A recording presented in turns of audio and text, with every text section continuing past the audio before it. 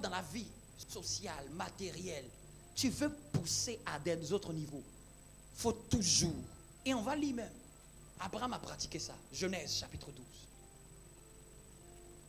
Salut, quelqu'un, dis-lui, bienvenue dans la présence de Dieu. Waouh, le temps passe vite. Bienvenue dans la présence de Dieu. Est-ce que tu as bien salué quelqu'un? Dis-lui, bienvenue dans la présence de Dieu. Dis-lui, je suis heureuse de te voir ce matin. Donc, bienvenue à ceux qui nous rejoignent, ceux qui nous joignent pour la première fois. Bienvenue. On prendra le temps de vous accueillir. Genèse chapitre 12. Je voudrais qu'on puisse lire la parole de Dieu ensemble. On va tous se tenir debout pour cette première lecture. Si tu n'as pas de Bible, demande qu'on te donne une Bible. Mais c'est très important d'honorer la parole de Dieu. On va voir même. Oui, vas-y. À partir du verset 1er jusqu'au verset 9. Vas-y, grâce. Ou donne-lui un micro. Hein. Donne-lui un micro. À partir du verset 1er.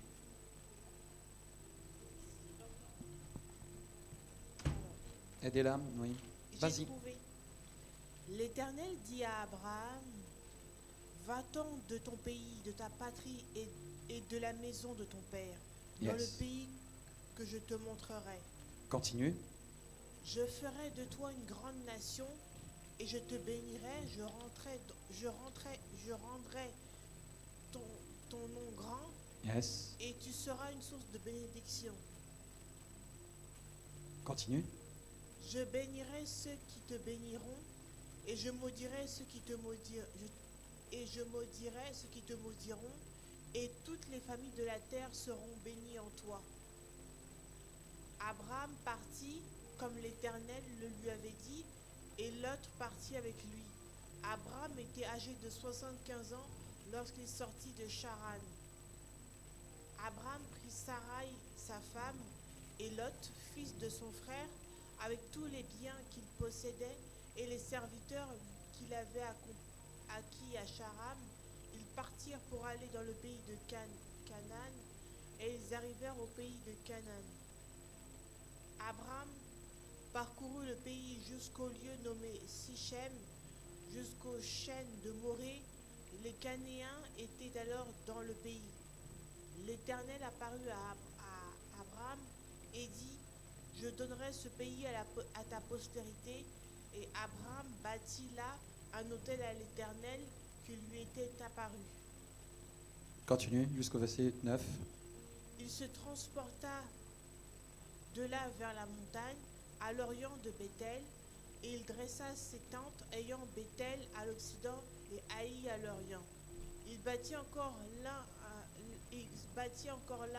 un autel à l'Éternel, et ils invoqua le nom de l'Éternel. Abraham continua ses marches en s'avançant vers le midi. Amen. Merci à notre sœur Grâce.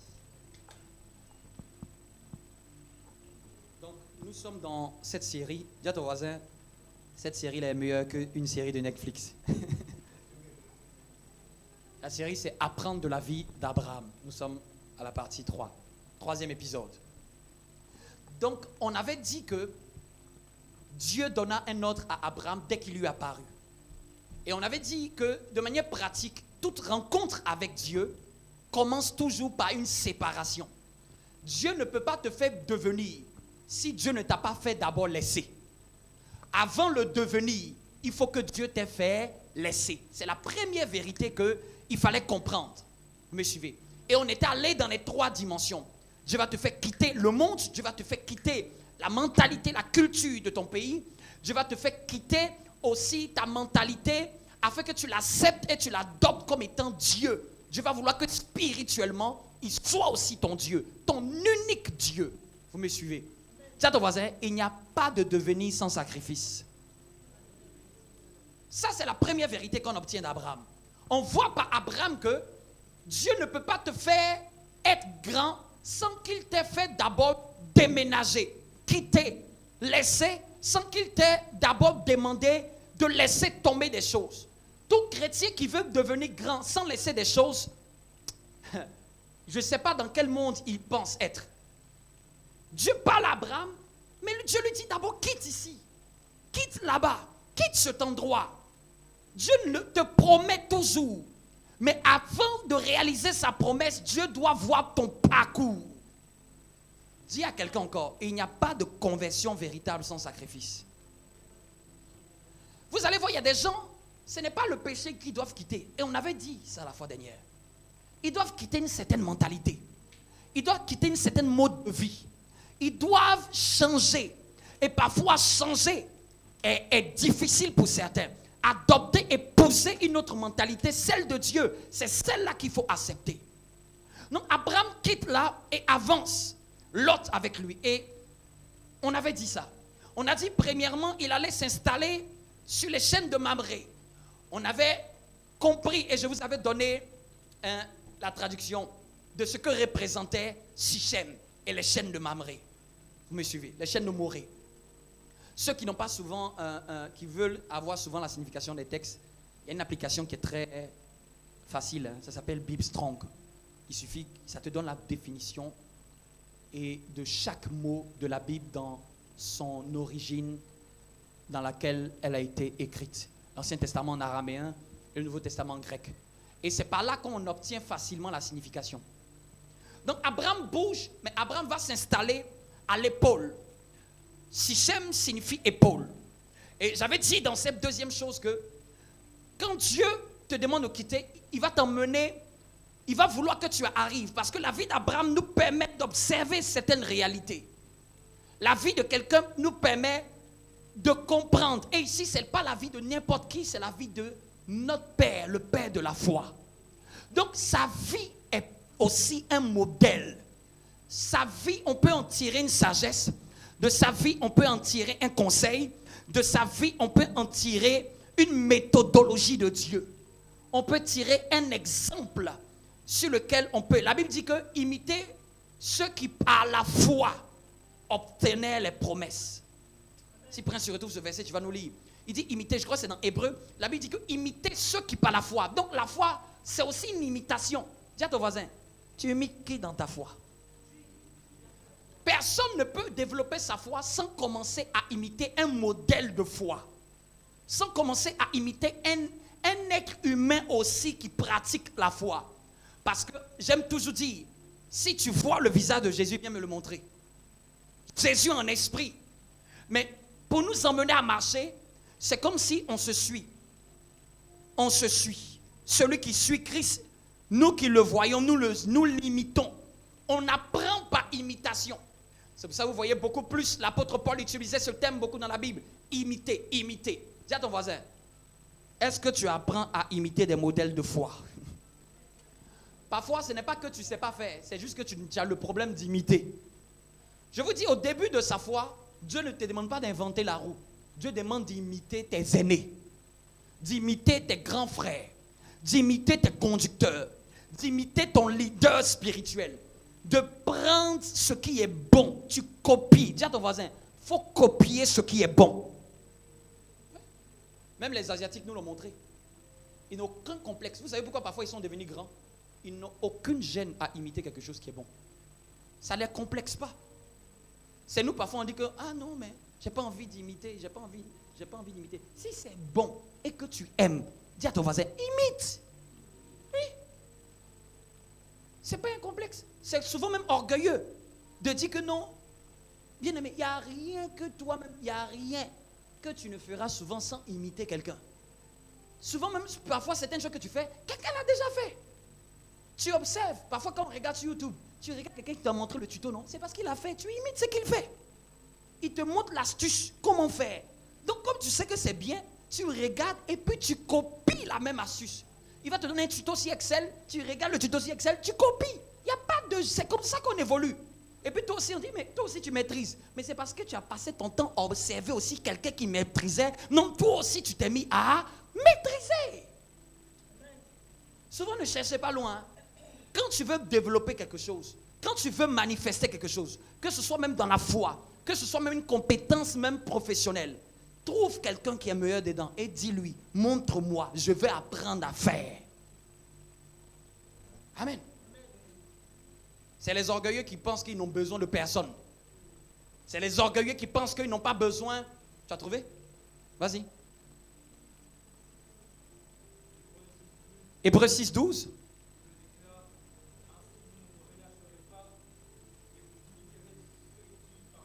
Vous imiterez ceux qui par la foi et par la patience qui ont reçu l'héritage promis. Vous imiterez. Dis à ton voisin, je deviens un imitateur de Jésus. Donc Abraham est arrivé, c'était le second point, Abraham est arrivé dans un lieu appelé Sichem qui signifie épaule. Et il s'est installé vers les chaînes de Morée. Et on a dit Morée signifie professeur. Et j'avais dit que dans l'imitation de la foi, quand tu veux développer ta foi, tu dois trouver un enseignant. Tu dois retrouver quel est ton leader, professeur, qui va t'enseigner, qui va t'éduquer. C'est-à-dire que même ce qu'on pense étant un hasard, dans le hasard, si Shem de Morée, on pense que c'est le hasard. Mais même quand on rentre dans la signification, il y a quelque chose à en tirer dedans. Vous me suivez? Ce qu'on peut penser que c'est un hasard, il arrivait à Sichem. Il allait s'installer au Shem de Morée. Toi, tu peux lire ça comme ça. Tu peux croire que c'est hasardeux, c'était mentionné. Mais même si je vais dans la signification, ça m'apprend quelque chose. Pourquoi il va s'installer vers les chaînes? Les chaînes, ce sont des types d'arbres. Les chaînes du professeur. Morée signifie professeur. Les chaînes de l'enseignant. Celui qui va te coacher, celui qui va te conduire. Et il va s'installer à l'endroit appelé épaule. C'est-à-dire qu'il a besoin d'être porté. Il sait qu'il n'a pas encore toutes les aptitudes. Il sait qu'il n'a pas encore toutes les capacités. Donc, il se positionne sur l'épaule de quelqu'un. Quelqu'un me suit? Voilà pourquoi quand tu es né, tu étais dans les bras de quelqu'un. Tu étais dans les mains de quelqu'un. Quelqu'un te mettait sur ses pieds. Quelqu'un te portait dans ses bras. Parce que tu n'avais pas encore toutes les capacités de savoir marcher. Il fallait que tu restes longtemps dans les bras de quelqu'un. Il fallait que tu sois porté par quelqu'un. Il fallait que quelqu'un t'allaite. Il n'y a aucune personne ici qui va dire qu'il n'a pas été allaité. Si tu n'as pas été allaité, c'est que tu es un extraterrestre. Amen. Tout le monde a été allaité. Tout le monde a été biberonné. Tout le monde a été nettoyé. Tout le monde, quelqu'un a pris soin de nous. Vous me suivez? Non, il y a des gens qui veulent développer leur foi, mais ils ne savent pas qu'on ne peut pas brûler les étapes. On ne peut pas être là comme ça, puis tout d'un coup, tada, tu vas avoir une grande foi, tu vas savoir prier, tu vas devenir un champion dans la foi. Ça n'existe pas. Dieu t'emmènera vers un professeur. Dis à ton voisin, il faut savoir qui sont tes professeurs. Il faut savoir. Si ma fille de l'école, tout de suite, je lui demande, qui est ta maîtresse? Elle ne bégaye pas. Si ce n'est pas clair, la personne qui t'enseigne, ça veut déterminer que ta vie aussi, ce n'est pas clair. Quand on parle de l'école buissonnière, c'est un élève qui est absent à l'école. Et son avenir est en danger. Un chrétien qui n'a pas une claire révélation de son professeur, de son enseignant, qui ne sait pas quel est l'enseignant que Dieu m'a donné. Bien-aimé, quand tu vois l'école primaire, dans l'école primaire, Dieu s'arrange que tu n'aies pas 20 000 personnes qui parlent des matières. Vous savez pourquoi? Parce que dans les débuts sont tellement sensibles que dans les débuts, on ne peut pas te mettre 4 maîtresses. Une pour maths, une pour français, une pour, comment dirais-je, autre chose. L'histoire. Parce que le primaire, c'est là qu'on donne les bases. C'est là qu'on bâtit. Si l'élève a en face de lui plusieurs maîtresses, vous savez ce qui va se passer? Il va avoir une confusion dans son esprit. Il va avoir du mal à assimiler ses leçons. C'est pour ça qu'au début de la foi de quelqu'un, Dieu ne lui donne pas 20 000 pasteurs. Même si Dieu lui permet de lui donner, en plus de son pasteur principal, d'autres opportunités d'écouter, c'est quand il a grandi. C'est au collège que les maîtres commencent à devenir 2, 3 dans les classes. Parce que l'élève arrivait à une certaine mesure. Aujourd'hui, pourquoi il y a une cacophonie? Les gens même ne savent même pas qui est celui qui a fait. Je pose souvent la question aux chrétiens. Souvent ceux qui me disent non, pasteur, tout est mélangé dans ma vie. Je demande, tu as été baptisé où? Qui t'a enseigné? Qui a fait tes premiers pas dans la foi? Parce que s'il ne sait pas me répondre ça, je dis c'est pour ça que ta vie est là comme il est. C'est comme si toute ton école primaire, tu l'as bancalisée. Tu l'as dégradée. Elle a été mélangée. Et puis tu arrives avec nous au collège. Et puis tu veux pas avoir de lacunes. Vous me suivez? Donc Dieu te donne un professeur.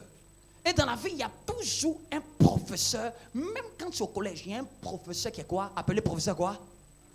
Principal. Vous pensez que c'est par hasard? C'est lui qui coordonne l'activité de toute l'année. C'est-à-dire que lui, là, il a un œil sur ton devenir. Il a un œil sur ton avenir. Il a un œil sur toutes tes matières. Il peut décider est-ce que tu passes en classe supérieure ou pas. Il regarde ta conduite. Les autres viennent et t'instruisent. Mais le professeur principal, c'est lui qui donne parfois la note de conduite principale, qui détermine toute ta période d'études. C'est lui qui a un œil sur ton carnet. C'est lui qui est déterminé de tracer et de discuter avec les autres professeurs pour savoir où tu as été bon ou pas. Dis à ton voisin, il faut clairement savoir qui est ton professeur principal sur le plan spirituel. Les autres peuvent ajouter, mais il ne faut jamais les mettre au même niveau. Amen. Abraham après s'en va et il s'est transporté vers Bethel.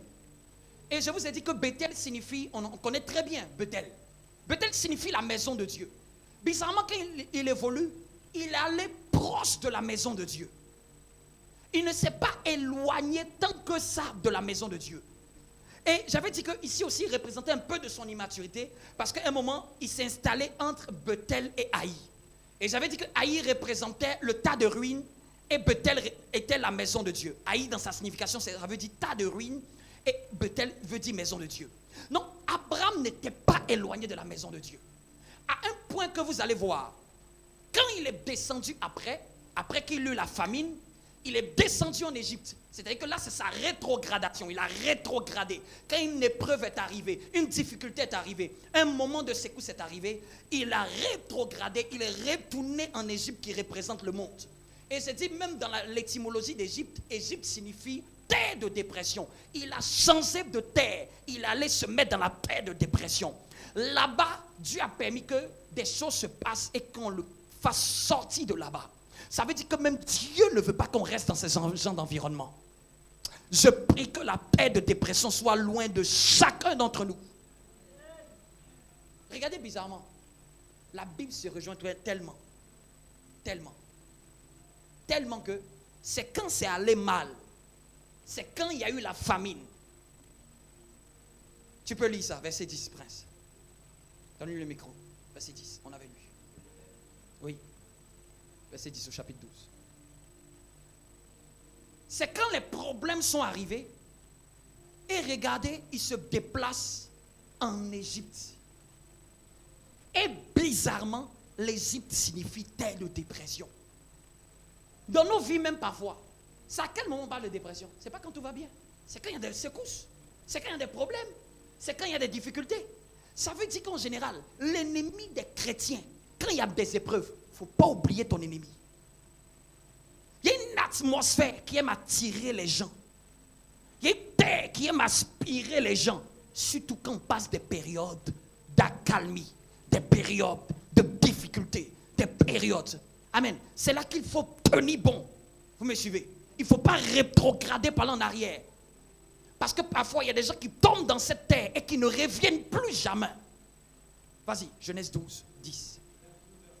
Oui. Il eut une famine dans le pays. Et Abraham descendit en Égypte. Pour y séjourner. Car le problème la pesait lourdement sur lui.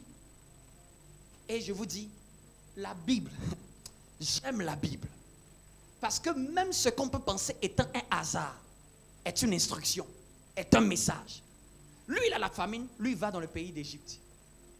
Et j'ai dit quoi? Quand tu regardes le mot Égypte, ce que ça signifie la terre de dépression. C'est-à-dire qu'il y a même une logique, même à la fois dans son hasard, dans ses choix, il y a même une sagesse qu'on apprend. Bien aimé, quand ça va mal, fais attention à l'Égypte, fais attention à cette terre. Beaucoup de gens aiment aller séjourner là-bas. Mais par la grâce de Dieu, Dieu a fait sortir Abraham. Et lis au verset 1er, chapitre 13. Que Dieu ne permette qu'aucun de nous ne séjourne dans ces gens de terre. Vous me suivez? Que Dieu ne fasse qu'aucun de nous ne demeure et ne retourne dans cette terre appelée terre dépression. Dis-moi un bon amen. Que ça ne soit pas ton partage au nom de Jésus. Que ça ne soit pas ton cas au nom de Jésus. Verset 1er, chapitre 13.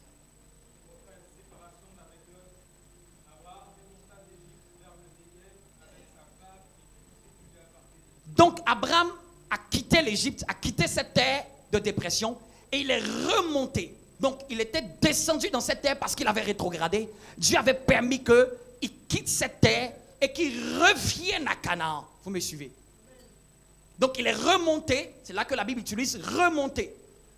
Quand vous voyez descendre, j'avais dit descendre, ça représente toujours la rétrogradation. Parce que Dieu est toujours un Dieu qui fait monter.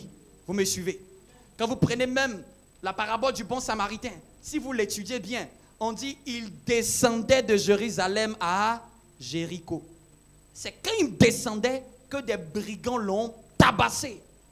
C'est toujours quand quelqu'un descend que des démons s'enflamment sur lui.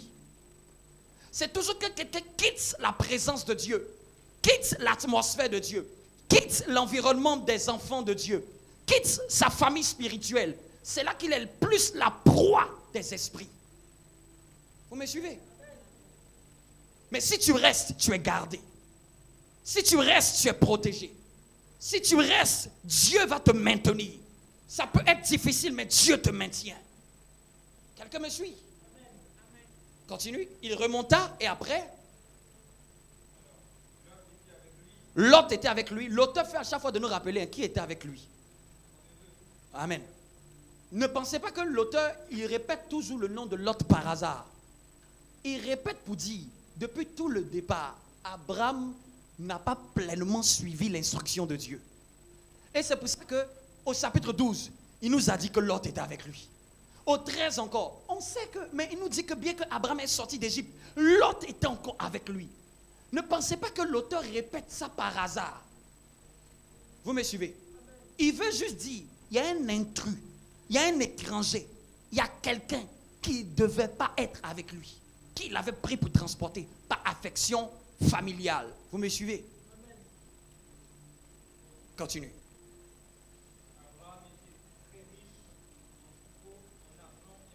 Je prie que Dieu t'accorde cette grâce également. Quand on regarde ici, la Bible a mentionné Abraham était très riche. Ça veut dire Dieu n'a aucun complexe que ses enfants soient riches.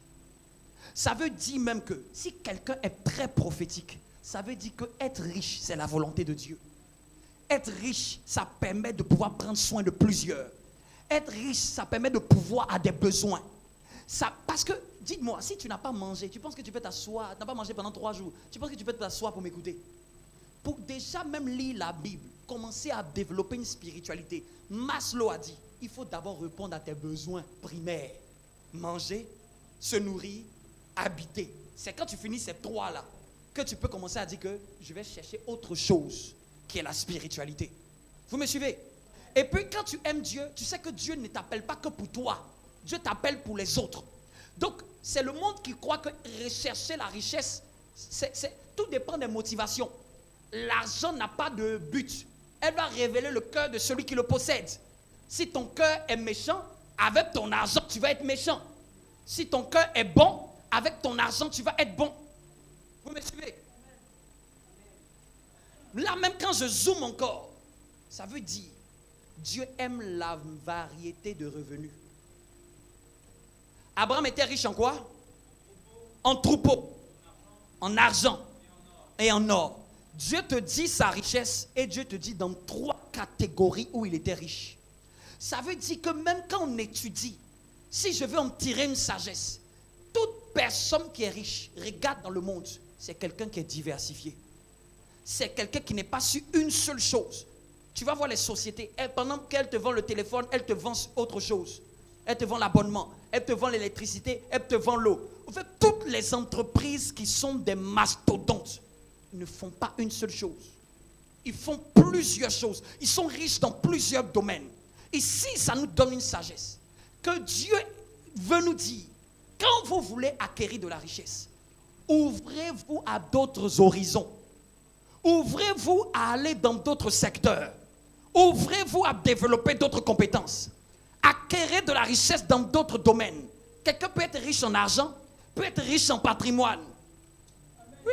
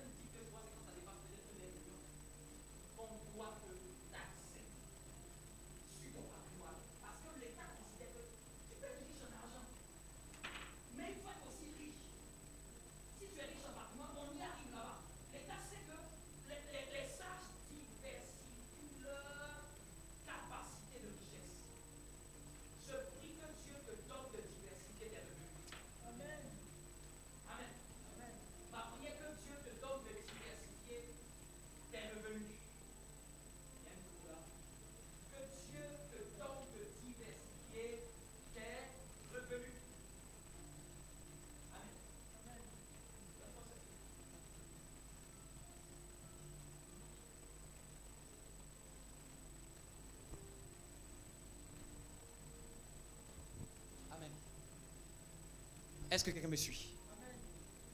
Que Dieu te donne de diversifier tes revenus. Tu ne me dis pas un bon amen. Que Dieu te donne de voir plus que le salariat. Que Dieu te donne la sagesse de dire, en plus d'avoir des revenus salariales, dans autres domaines où je peux commencer aussi à injecter, afin que tu t'élargisses. Dieu n'a pas de complexe. Et la Bible a mentionné, était quoi? Très riche. Amen. Continue, verset 3.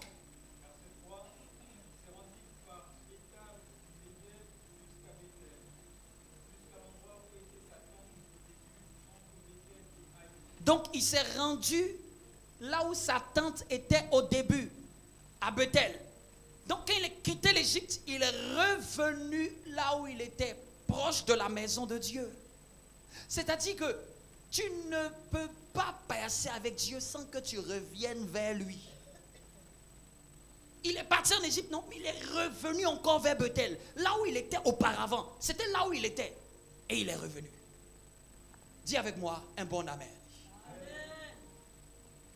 Il y a une chose que j'ai observée de la vie d'Abraham. Tu peux t'arrêter là. Vous allez voir, on a lu. Et on ne peut pas l'omettre. Quand on a lu le chapitre 12 avec la sœur, à 2 reprises, on dit Abraham bâtit quoi? Bâtit un autel. A-U-T-E-L. Et vous allez le voir.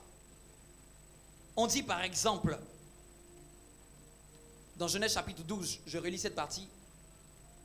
Verset 7, l'Éternel apparut à Abraham et dit, je te donnerai ce pays à ta postérité. Abraham bâtit là un autel à l'Éternel. Genèse 12, 8, il se transporta vers la montagne, à l'orient de Bethel. Il dressa ses tentes, ayant Bethel à l'occident et Haï à l'orient. Il bâtit là encore un autel à l'Éternel. Vous me suivez? Quand on lit le 13, verset 18, Abraham leva ses tentes et vint habiter vers les chênes de Mamré. Plus tard, je vais vous expliquer, même les chênes de Mamré, c'est encore une signification, qui sont près d'Hébron. Et il bâtit là un autel. Ça veut dire que personne qui étudie la vie d'Abraham ne peut pas faire comme s'il ne voit pas ce que Abraham est en train de faire. Dis avec moi, autel. Notre patriarche avait une culture, celui de bâtir un autel. L'autel dont il est mentionné, simplement dans sa signification, c'est un endroit qui est érigé pour faire des sacrifices. Chaque fois qu'on érige, on élève un lieu, on mettait soit des pierres, on mettait des cailloux et il immolait un animal comme sacrifice à l'Éternel. Donc quand on dit bâtir un autel, c'est que Abraham a regardé dans un endroit, il a pris des cailloux, il a pris des pierres, il a arrangé, il a élevé un lieu. Un autel est un lieu élevé sur lequel la personne qui le bâtit pose un sacrifice. Donc ça veut dire que je me demande où Abraham a eu cette technologie. En gros, cette méthode-là, qui lui a appris ça? Qui lui a appris que dans le parcours de la vie d'une personne, il faut bâtir des autels? Vous me suivez? Qui lui a donné ce renseignement? Qui lui a expliqué ça? On n'entendait pas Dieu venir lui dire bâtir un autel. Mais c'est comme si par réflexe spirituel, il savait qu'il y a des étapes de la vie qui sont importantes. Il faut bâtir des autels. Mais maintenant, qu'est-ce que ça va signifier pour nous? Amen. Est-ce que ça veut dire que nous devons prendre une pierre, ériger, faire un sacrifice dessus? Non. Amen. Parce que ça, c'est ce qu'il pratiquait dans l'ancien temps. Mais là, le principe reste le même. Dis avec moi, le principe reste le même. D'ailleurs, la manière dont Jésus nous a sauvés, c'est le principe de l'autel. Jésus est mort sur une croix et a été sacrifié sur une croix. C'est-à-dire que c'est l'autel de Dieu pour les hommes qui nous a réconciliés avec Dieu. Vous me suivez? Pour que Dieu nous réconcilie avec lui, Dieu a dû bâtir un autel. Dieu a dû bâtir un autel même sur un mont appelé le mont Golgotha. Il n'a pas bâti ça sur une terre plane. Il a bâti sur un haut lieu. Et sur le haut lieu, il a posé le sacrifice qui est Jésus. C'est-à-dire que même notre salut vient d'un autel que Dieu a bâti. Donc ça montre que ce soit dans l'Ancien Testament, que ce soit dans le Nouveau Testament, ce principe-là continue. Donc quand on voit un principe qui continue, et dans l'Ancien, parce que je vous ai dit la fois dernière que qu'est-ce qu'on appelle réellement ancien? Qu'est-ce qu'on appelle réellement ancien? Quand on parle vraiment de ce qui est ancien, on parle de la partie de Moïse. Ça a commencé avec Abraham. Ça s'est maximisé avec Moïse. Et ça continuait avec Jésus. Donc ça veut dire que la réalité de l'autel est un principe spirituel. Dis avec moi, l'autel est un principe spirituel. Mais maintenant, on va se poser la question que je demande à Dieu. Puisque c'est un lieu où je mets des sacrifices. Du coup, toute personne qui veut bâtir un autel, comment elle fera? Et Dieu me dit, regarde, le premier sacrifice, et ça il faut noter, ça je veux que tu notes parce que c'est un principe qu'il ne faut pas oublier. La majeure beaucoup des chrétiens ne savent pas cette réalité spirituelle. Dis à ton voisin, combien d'autels parlent dans ta vie? La plupart du temps, si quelqu'un a déjà entendu le mot autel, il a toujours entendu autel maléfique. Vous me suivez? Il a toujours entendu autel maléfique. Non, l'autel n'est ni maléfique, ça dépend à quel esprit c'est destiné. Si c'est destiné aux démons, ça devient un autel maléfique. Mais le mot même autel n'a rien de démoniaque. C'est un principe spirituel. C'est une technologie. C'est comme si, aujourd'hui maintenant, il y a l'intelligence artificielle qui est sortie. C'est une technologie, non, n'est-ce pas? L'Internet, c'est une technologie. Le Bluetooth, c'est une technologie. Le Wi-Fi, c'est une technologie. Dis à ton voisin, au ciel, il y a des technologies. Dans le monde spirituel, il y a des technologies. Quand on parle de technologie, c'est-à-dire quoi? C'est une méthode qui a été instituée par Dieu. Que celui qui le pratique obtient les bienfaits de cette utilisation. L'autel même de notre salut, c'est la croix. C'est pour ça que jusqu'à aujourd'hui, c'est la croix qui nous porte. Parce que sur la croix, qu'est-ce qu'il y a? Il y a eu toujours le sang versé de Jésus. C'est-à-dire aujourd'hui, peut-être tu ne le sais pas, ce qui même parle pour notre salut, ce n'est pas une parole en l'air. Ce n'est pas un verset. C'est un acte qui a été posé. Je ne sais pas ce que tu me comprends. Ce n'est pas une phrase que Dieu a dit. Hein? Mes enfants, j'aurais pu dire, mes enfants, vous êtes sauvés. Ça ne marche pas comme ça spirituellement. Tu ne fais pas percer des gens. Tu ne fais pas entrer des gens dans une autre saison, dans une autre grâce, sans une connexion d'un autel. C'est comme si aujourd'hui, tout de suite, j'ai un casque sans fil. Si je veux me connecter au téléphone, je dois activer le Bluetooth. Vous me suivez? L'autel permet d'activer d'autres fréquences spirituelles. Permet de te connecter à d'autres sphères spirituelles. Et la plupart du temps, permet de te connecter à des réalités célestes, à des réalités de Dieu. Dieu, il est tellement grand que Dieu a plusieurs réalités. L'exemple, regarde l'orange, regarde la pamplemousse, regarde la pomme, regarde la poire, regarde l'abricot. Regarde la pêche. Ça, ce n'est que des fruits. Et imagine celui qui l'a créé. Imagine celui qui l'a créé. Ça, c'est seulement les fruits. Je n'ai même pas encore fini d'en citer. Si on en cite ici, on ne va pas en sortir. Je te parle sur les fleurs. Je te parle sur les étoiles. Je te parle même de toi-même, ton ADN. Je te parle même des empreintes. Je te parle même des cheveux. Je te parle même des animaux. Je te parle même des cellules. On n'en finira pas. Et puis imagine, celui qui a créé tout ça, c'est que ce Dieu-là est un Dieu complexe. C'est un Dieu qui a multifacettes, qui a multiréalités. Je vais vous donner encore un exemple qui me vient. Nous tous, on a eu Internet. Et quand on a eu Internet, la plupart du temps, on était peut-être à la 2G. N'est-ce pas? Quand la technologie a évolué, au début même, ça a commencé par la 1G. La technologie a évolué, 2G. La technologie a évolué, 3G. La technologie a évolué, 4G. La technologie a évolué, 5G. C'est le même Internet. Mais en fonction de la technologie qui est utilisée, le débit n'est pas le même. C'est le même Dieu. Mais en fonction des hôtels qui sont dans ta vie, le débit de ce Dieu-là ne sera pas pareil. Vous me suivez maintenant? Vous me suivez? C'est avec ça que je vais chuter. Donc, comme je comprends la nature des hôtels, c'est un principe. C'est un acte qu'un humain pose pour se connecter au divin. Alors, quel premier sacrifice que tu peux commencer à poser sur ton hôtel, quand tu veux bâtir un hôtel? L'un des premiers hôtels, c'est le sacrifice de son temps et son énergie pour Dieu. Quand tu sacrifies ton temps et ton énergie pour l'œuvre de Dieu, pour l'œuvre de l'évangile, pour le service de Dieu, c'est-à-dire que tu fais quelque chose qui touche à l'évangile, tu es en train de bâtir un hôtel. Chaque fois que quelqu'un prend de son temps, parle de Dieu, ou fait quelque chose dans la maison de Dieu, au fait, il crée un hôtel spirituel. Tu vas voir ce qui va se passer. Dans sa famille, il y aura toujours quelqu'un qui fera ça. Amen.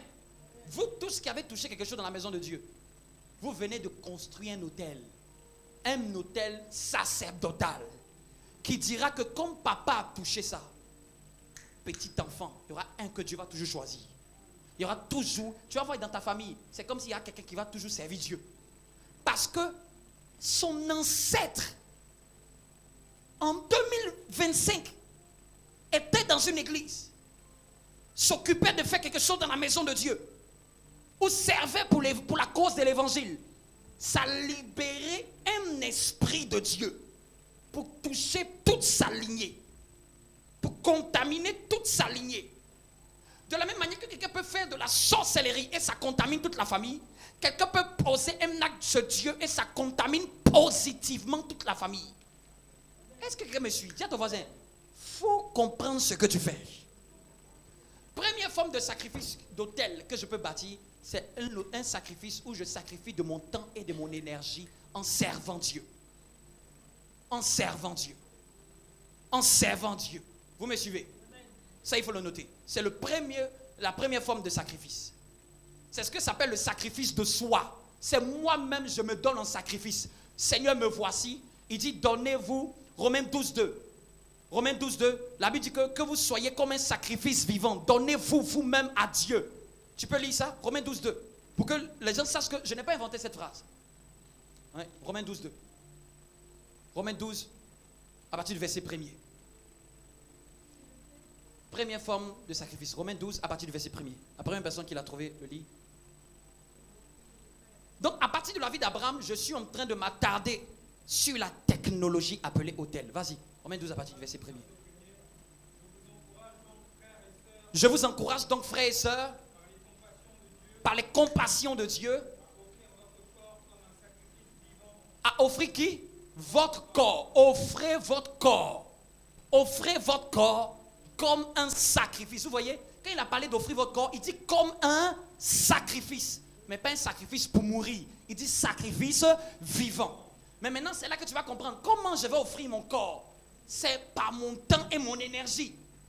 Vous me suivez? Je ne lui parle pas ici d'aller nous tuer, comme fait nos frères là. Non, non, non, non, non. Ce n'est pas une offrande de nous tuer.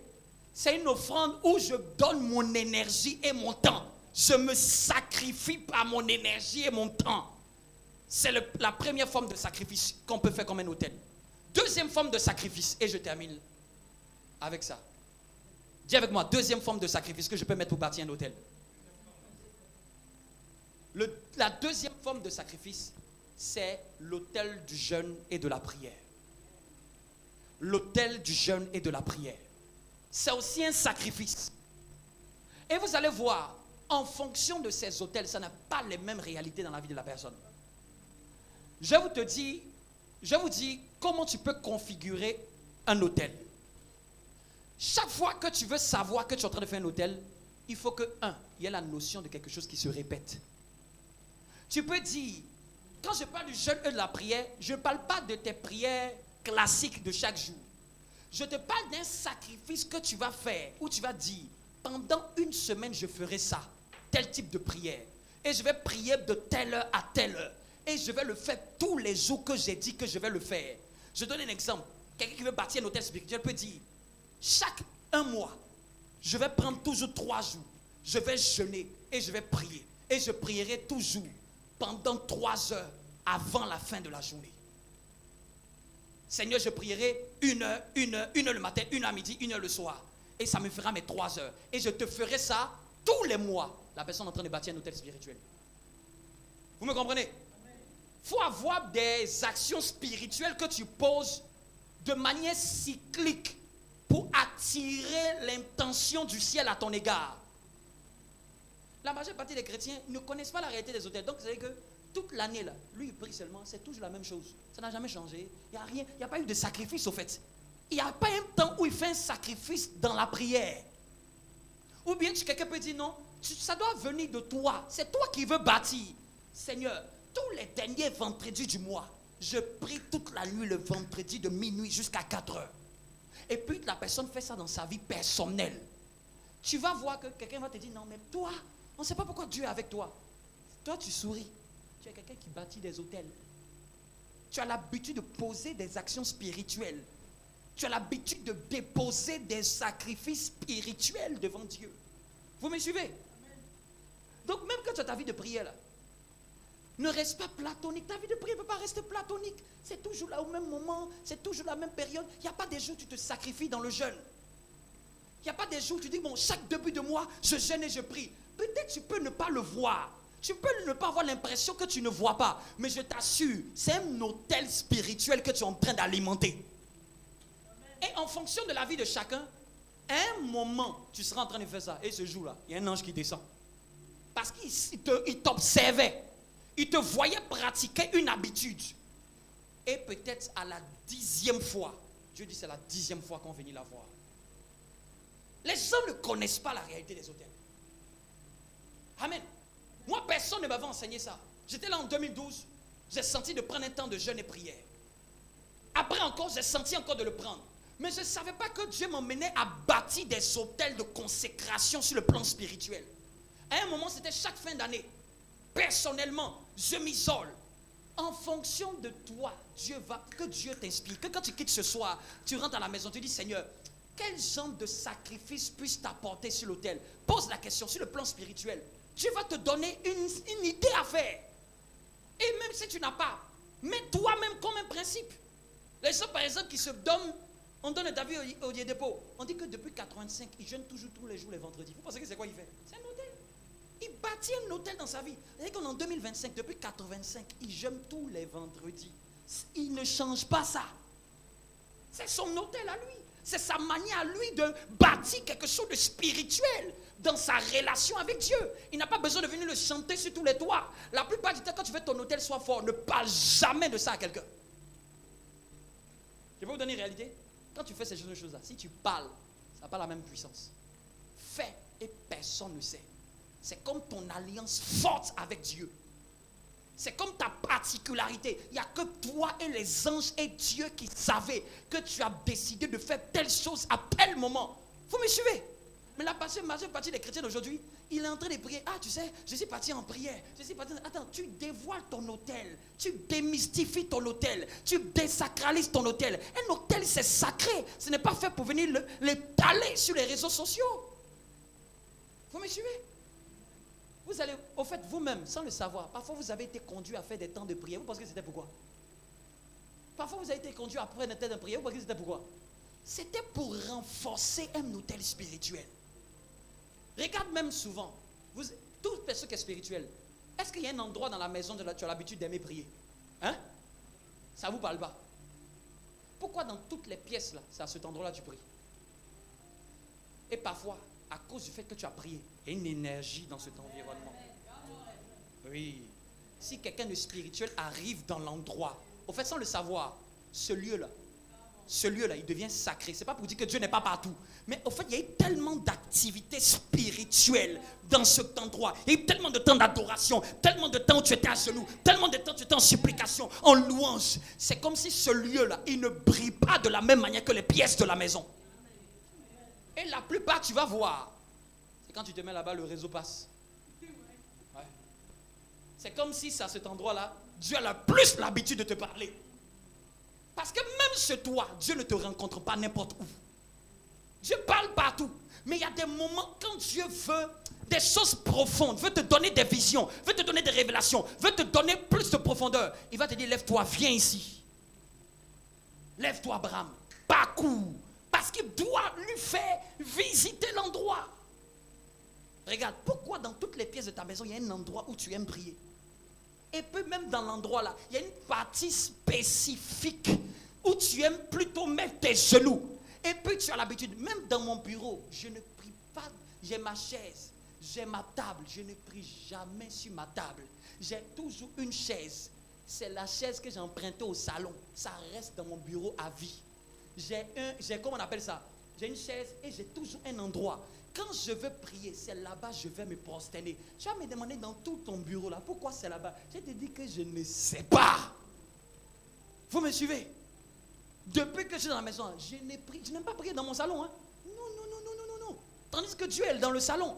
Mais la manière dont je contracte le divin, je sens que c'est à cet endroit-là. Ce n'est pas une doctrine. Mais je vous dis qu'il y a des réalités spirituelles. Pourquoi il bâtit un hôtel là? Et que son petit-fils revient là, à Bethel, et Dieu le visite au même endroit. Dieu dit que Abraham, vous pensez que Jacob a eu la visitation par hasard du rêve sur l'échelle? C'est parce qu'il avait dormi à l'endroit où il y avait l'autel de son père. Que Dieu te donne de bâtir des hôtels. Et je termine avec ce troisième. Ce troisième, les gens n'aiment pas, mais c'est une réalité. Hein? Premièrement, autel sacrificiel en temps et en énergie. Deuxièmement, autel de prière et de jeûne. Troisièmement, ce que j'ai touché le troisième là, c'est une réalité biblique. Les gens peuvent tordre le sens, mais c'est une réalité biblique. C'est l'autel où tu sacrifies tes biens et ce que tu as de financier à Dieu. C'est biblique. On va lire un texte. On va lire 2 textes et puis je termine avec ça. C'est mon dernier point. Sacrifice où je peux apporter ce qui est de matériel et de financier à Dieu. Parce que ça représente un aspect de ta vie. Que Dieu te donne des moyens afin que tu sacrifies. La plupart du temps, les gens aiment dire non, Seigneur, c'est parce que je n'en ai pas que je ne peux pas t'apporter. Dans le monde spirituel, ça ne fonctionne pas comme ça. Prends Marc 12, 41. Et puis, Marc 12, 41, une deuxième personne va prendre 1 Chronique 21, verset 22. Et une troisième personne, Matthieu 26, 7. C'est mon dernier point. Dis avec moi, le sacrifice matériel et financier à Dieu. Amen. Dis-le bien, dis-le bien. Marc 12 à partir du verset 41 à 42. Rapidement, comme le temps est avancé. Rapidement. Quelqu'un qui a trouvé peut faire rapidement la lecture. Marc chapitre 12 à partir du verset 41.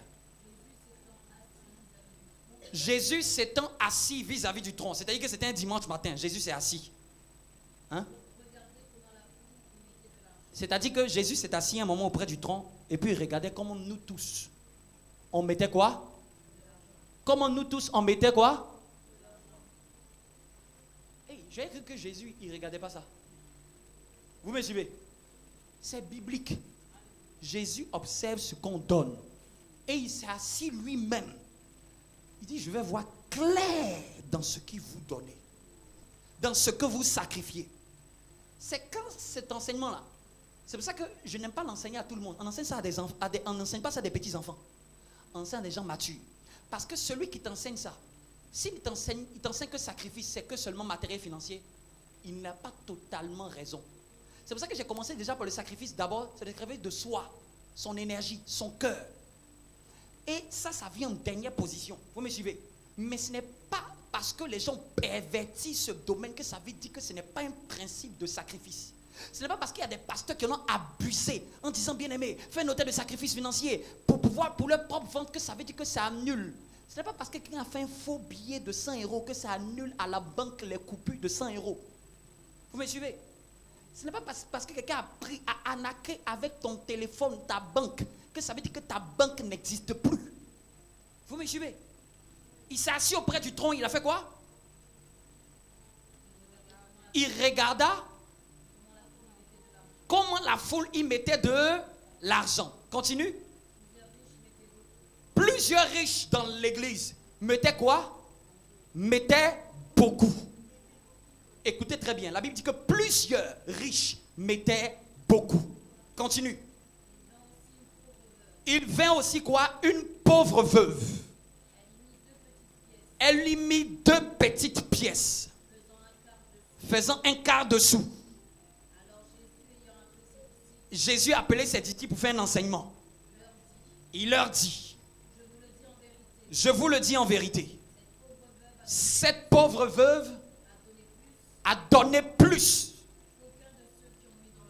qu'aucun de tous les riches qui ont mis dans le tronc. Écoutez bien, car tous ont mis de leur quoi? Superflu. Retiens bien superflu. Et retiens bien nécessaire. Elle a mis son nécessaire. Tout ce qu'elle possédait. Tout ce qu'elle avait pour vivre.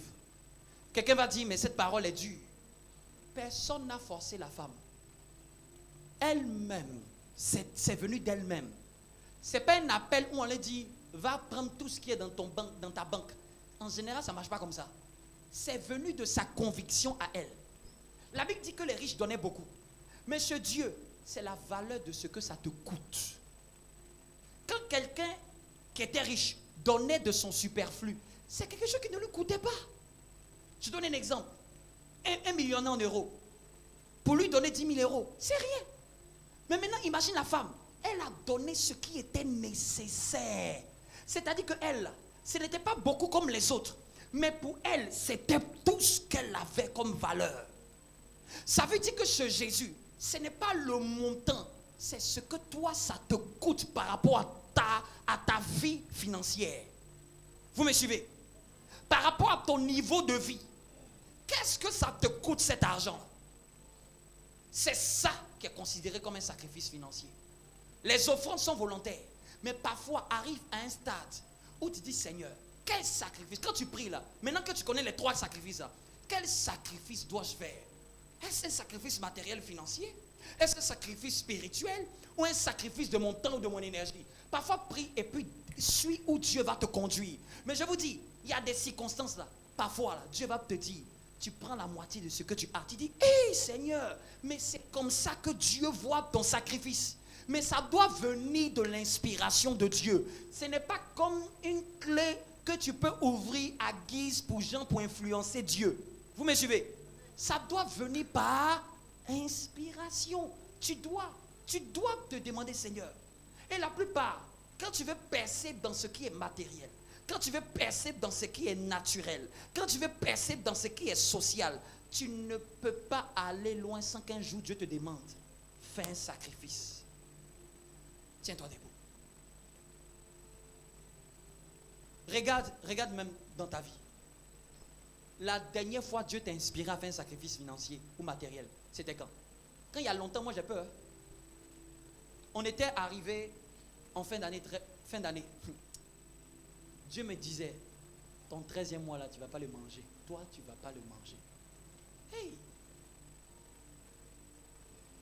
j'ai pris une partie pour faire un sacrifice. Si je suis là où je suis là, et je suis debout là où je ne suis pas debout juste parce que seulement je prie. Prier là, je sacrifie dans la prière. Mais je connais aussi une réalité. Je sacrifie aussi de mon temps et je connais aussi la réalité où je sacrifie aussi de ce que Dieu permet dans mes mains. Je ne parle pas de ce que je donne volontairement à Dieu. Je dis, il y a des moments là, Dieu doit t'inspirer un sacrifice. Ça doit venir, c'est-à-dire que Dieu doit t'inspirer. Il y a une période là, j'avais donné des cours. Et quand j'étais étudiant, ils m'ont donné 300 € comme cours. Je donnais des cours à un élève. J'avais les 300 € là. Mon loyer était 400 et quelques. Et puis j'ai dit, mais si je garde là, je ne règle pas mon problème. Il manque, vous voyez un peu, il manque 450, c'était à l'époque, 300 comme jeune étudiant, tu as donné un peu de cours à un élève. Et puis, la période là, je recherchais un stage. Et puis je priais, je dis, Seigneur, qu'est-ce que je peux faire? Et puis j'ai senti dans mon cœur, tu vas enlever la moitié, tu vas donner. Quand j'ai fait ça, je voulais faire ça, même Satan me dit, mais toi tu es fou, déjà ça ne va pas, vous me comprenez? Souvent on pense qu'on est obligé que ça aille pour sacrifier. Tandis que la foi là, c'est ta foi, c'est ta foi. Dis à ton voisin, c'est ma foi. Je fais selon ce que je sens dans ma foi. Je suis même allé même à l'église. Je ne suis plus ressorti avec les 300. Je suis ressorti avec 0. Parce que quand on prêchait là, j'ai pris, j'ai donné. On a demandé encore à faire appel. J'ai pris, j'ai donné. Je suis retourné. Satan se moquait de moi. Tu n'as rien, tu as tout donné à Dieu. Déjà, mais tu ne sais même pas quoi tu as payé. Mais j'ai eu une chose dans ma vie que j'appelais miracle à partir de ce moment. Vous me suivez? Acclame Dieu pour toi-même. Donc, note très bien ces 3 catégories de sacrifices qu'on prend au bâti des hôtels. Dans ta vie, il n'y en aura aucun, il n'y en a pas d'autre. Mets la main sur le cœur et demande au Seigneur d'être quelqu'un qui a l'habitude de bâtir des hôtels, de faire des sacrifices. Mais ta vie doit être une vie de sacrifice. Tu ne peux pas vivre une vie sans sacrifice. Abraham n'a pas vécu sans sacrifice. Même Abraham a voulu sacrifier Isaac, ce qui lui coûte cher. Aujourd'hui, ce qui monte dans notre génération, on a des gens qui ne veulent faire aucun sacrifice. Ils ne veulent pas sacrifier leur temps. Ils ne veulent pas sacrifier leur bien. Ils ne veulent pas sacrifier même dans... Jeûner, ils ne jeûnent pas. Prier, il ne veut pas. Son temps, il n'a pas. Mais il veut que Dieu le bénisse à outrance. Ça ne marche pas. Il y a au moins domaine, il faut être fort dedans. Si tu n'es pas peut-être fort dans matériel financier, sois fort dans ce qui est spirituel. Sois fort dans ce qui est de ton temps pour Dieu. Mais une vie ne peut pas être une vie sans autel. Ça n'existe pas. Tel que je suis, l'année finie, là, tu as sacrifié quoi pour Dieu? Dis à Dieu, Seigneur, donne-moi d'avoir la culture du sacrifice. Début d'année, tu as sacrifié quoi pour Dieu? Fin d'année, tu as sacrifié quoi pour Dieu? Milieu d'année, tu as sacrifié quoi pour Dieu? Et puis souvent, il faut varier tes sacrifices. Souvent, si tu ne sais pas où la porte va s'ouvrir, sois quelqu'un qui multiplie les sacrifices. Qui multiplie les sacrifices. On va prendre le repas du Seigneur.